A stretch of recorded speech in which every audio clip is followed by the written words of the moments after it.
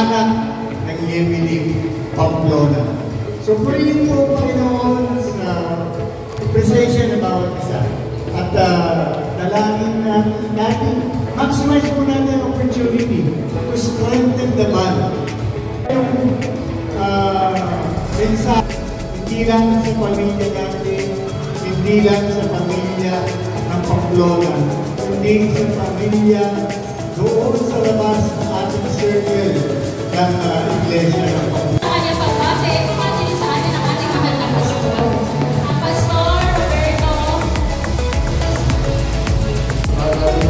So, sino po dito ang first time na makasama?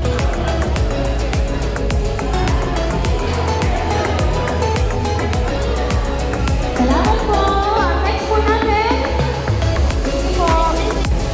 1, 2, 3.